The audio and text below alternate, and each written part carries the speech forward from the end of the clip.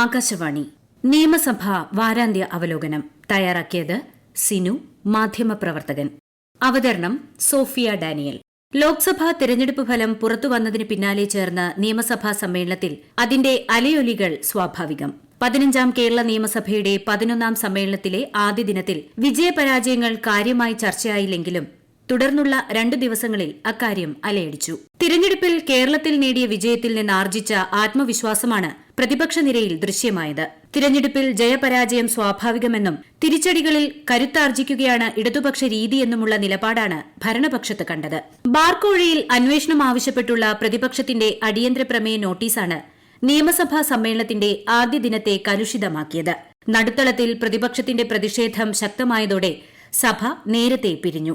സംസ്ഥാനം ഭരിക്കുന്നത് കോഴ സർക്കാർ ആണെന്നുള്ള ബാനർ പിടിച്ച് സഭാ കവാടത്തിലും പ്രതിപക്ഷം പ്രതിഷേധിച്ചു. പ്രതിപക്ഷത്തെ റോജി എം ജോണാണ് ബാർക്കോഴയിൽ അന്വേഷണം ആവശ്യപ്പെട്ട് അടിയന്തര പ്രമേയത്തിന് നോട്ടീസ് നൽകിയത്.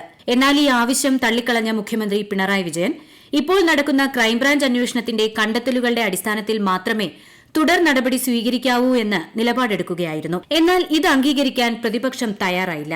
പുറത്തുവന്നത് ഞെട്ടിപ്പിക്കുന്ന വിവരങ്ങളാണെന്നും നിലവിലെ ക്രൈംബ്രാഞ്ച് അന്വേഷണം പ്രഹസനമാണെന്നുമാണ് റോജി എം ജോണിന്റെ ആരോപണം. അബ്കാരി നയത്തിൽ മാറ്റമുണ്ടാകുമെന്ന് പറഞ്ഞാണ് പിരിവ് തുടങ്ങിയതെന്നായിരുന്നു പ്രതിപക്ഷ നേതാവ് വി ഡി സതീശന്റെ വാക്കൌട്ട് പ്രസംഗം.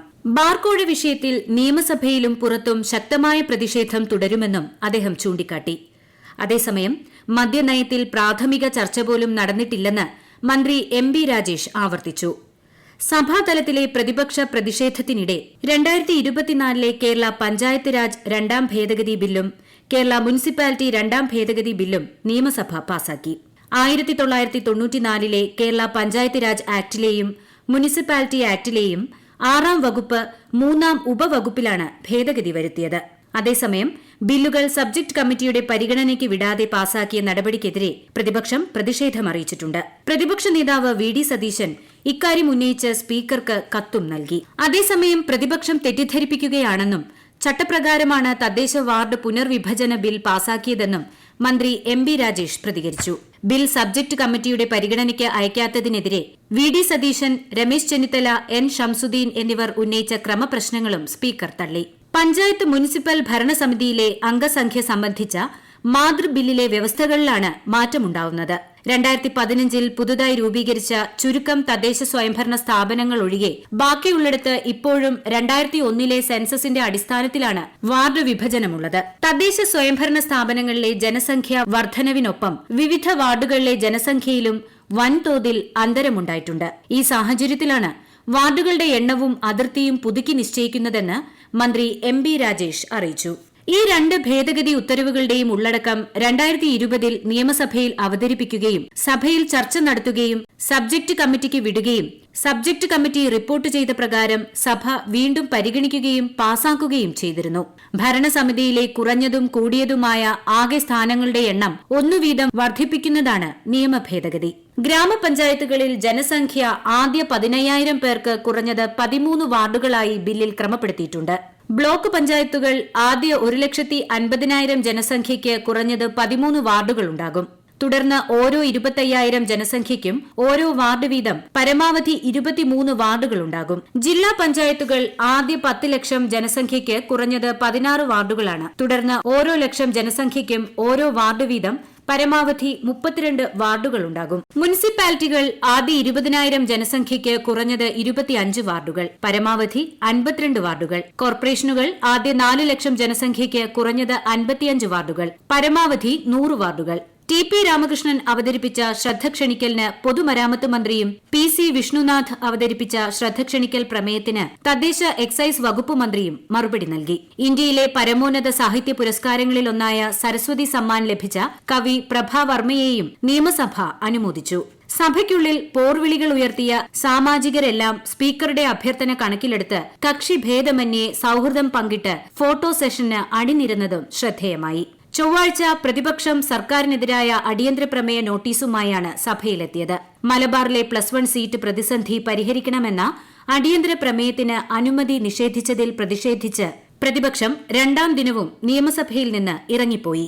8 വർഷം കൊണ്ട് 1000 ബാറുകൾ അനുവദിച്ചവർ +1 ഒരു ബാച്ച് പോലും അനുവദിക്കുന്നില്ലെന്ന് പ്രമേയത്തിന് അനുമതി തേടിയ ലീഗ് അംഗം എൻ ഷംസുദ്ദീൻ ആരോപിച്ചു. സംസ്ഥാനത്ത് 10 ജയിച്ചവർക്കെല്ലാം പ്രവേശനം നൽകിയാലും 11,000-ലേറെ സീറ്റ് അധികം വരുമെന്നും മലബാറിലെ എല്ലാ ജില്ലയിലും സീറ്റുകൾ വളരെ കൂടുതലാണെന്നും മന്ത്രി വി ശിവൻകുട്ടി വിശദീകരിച്ചു. സർക്കാർ വെബ്സൈറ്റുകളിലെ കണക്കുകൾക്ക് വിരുദ്ധമാണ് മന്ത്രി അവതരിപ്പിച്ചതെന്ന് എൻ ഷംസുദ്ദീൻ പറഞ്ഞു. മലബാറിൽ 1,00,000-ഓളം കുട്ടികൾക്ക് പഠിക്കാൻ അവസരമില്ല. ഇത് വിദ്യാഭ്യാസ അവകാശ നിയമത്തിന്റെ ലംഘനമാണെന്നും ഷംസുദ്ദീൻ പറഞ്ഞു. മലബാറിൽ കഴിഞ്ഞ വർഷവും പ്രവേശനശേഷം 5,000-ലേറെ സീറ്റ് ഒഴിഞ്ഞുകിടന്നതായും ഷംസുദ്ദീന് മന്ത്രി വി ശിവൻകുട്ടി മറുപടി നൽകി. സർക്കാരിന്റെ 10 മുൻഗണനകളിൽ പോലും വിദ്യാഭ്യാസം ഇല്ലാതായെന്ന് പ്രതിപക്ഷ നേതാവ് വി ഡി സതീശൻ വാക്കൌട്ട് പ്രസംഗത്തിൽ പറഞ്ഞു. ലോക്സഭയിലേക്ക് തിരഞ്ഞെടുക്കപ്പെട്ട കെ രാധാകൃഷ്ണനും ഷാഫി പറമ്പിലും രാജിവെച്ചത് സംബന്ധിച്ച പ്രഖ്യാപനവും സഭയിലുണ്ടായി. എം വിജിനും ഉമാ തോമസും അവതരിപ്പിച്ച ശ്രദ്ധ ക്ഷണിക്കലിന് ബന്ധപ്പെട്ട മന്ത്രിമാർ മറുപടി നൽകി. സംസ്ഥാന ഭരണതലവന്മാർ, മന്ത്രിമാർ, ആസ്ഥാനം ഉദ്യോഗസ്ഥർ, നീതിന്യായ നിർവഹണം എന്നീ വകുപ്പുകളുടെ ധനാഭ്യർത്ഥനാ ചർച്ചയാണ് തുടർന്ന് നടന്നത്.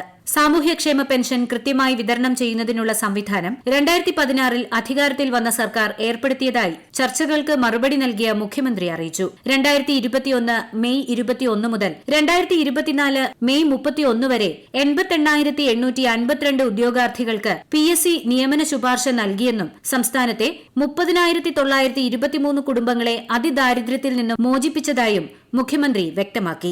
ധനാഭ്യർത്ഥനകൾ സഭ പാസാക്കി. അടിയന്തര പ്രമേയമോ അധിക കോലാഹലമോ ഇല്ലാത്തതായിരുന്നു നിയമസഭയുടെ 11ാം സമ്മേളനത്തിലെ 3ാം ദിനം.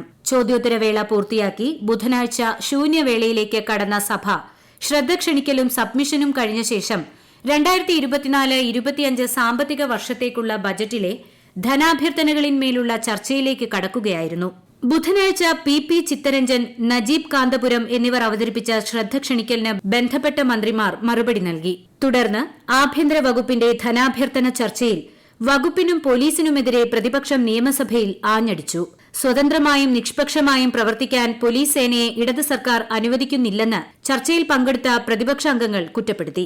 സംസ്ഥാനത്ത് ഗുണ്ടാ നേതാക്കളുടെ വീട്ടിലൊരുക്കുന്ന വിരുന്ന് സൽക്കാരത്തിൽ ഉന്നത പോലീസ് ഉദ്യോഗസ്ഥർ പങ്കെടുത്ത് ഗുണ്ടകൾക്ക് സംരക്ഷണമൊരുക്കുകയാണെന്ന് പ്രതിപക്ഷം കുറ്റപ്പെടുത്തി. കേരള പോലീസിന് വീഴ്ചകൾ സംഭവിച്ചുവെന്ന് ചർച്ചയ്ക്ക് മറുപടി നൽകിയ മുഖ്യമന്ത്രി പിണറായി വിജയൻ പറഞ്ഞു. തെറ്റായ പ്രവണത കാണിക്കുന്ന ഉദ്യോഗസ്ഥരുണ്ട്. ഒരു മാറ്റത്തിനും വിധേയരാകാത്ത, മാറാൻ തയ്യാറല്ലെന്ന് ശഠിക്കുന്ന ഒരു വിഭാഗം ഇപ്പോഴും സേനയിലുണ്ടെന്നും അദ്ദേഹം ചൂണ്ടിക്കാട്ടി. മാറ്റത്തിന് വിധേയരാകാത്തവരെ കണ്ടെത്തി പടിപടിയായി സേനയിൽ നിന്നും ഒഴിവാക്കി വരികയാണ്. കഴിഞ്ഞ 8 വർഷത്തിനുള്ളിൽ 108 ഉദ്യോഗസ്ഥരെ സേവനത്തിൽ നിന്നും പുറത്താക്കിയെന്നും അദ്ദേഹം വിശദീകരിച്ചു. തിരഞ്ഞെടുപ്പ് ഫലത്തെക്കുറിച്ചും മുഖ്യമന്ത്രി പ്രതികരിച്ചു. തിരഞ്ഞെടുപ്പ് തോൽവിയുടെ പേരിൽ രാജി ചോദിച്ചു വരേണ്ടെന്നാണ് പിണറായി വിജയൻ പ്രതിപക്ഷത്തോട് പറഞ്ഞത്. തിരഞ്ഞെടുപ്പ് ഫലത്തെ ഇടതുപക്ഷ വിരോധമായി കണക്കാക്കേണ്ടതില്ല.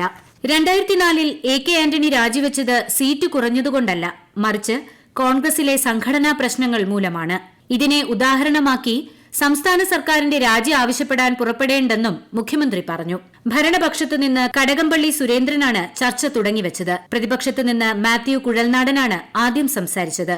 ഇരുപക്ഷത്തുനിന്നുമായി E Chandrasekharan, N Shanmukhan, Thiruvanchoor Radhakrishnan, Job Michael, KK Rema, K Premkumar, Kanathil Jameela, P Chitharanjan, M Vincent, KM Sachin Dev, Ahammed Devarkovil, M Noushad, P Ubaidullah, CK Asha, KV Sumesh എന്നിവർ ചർച്ചയിൽ പങ്കെടുത്തു.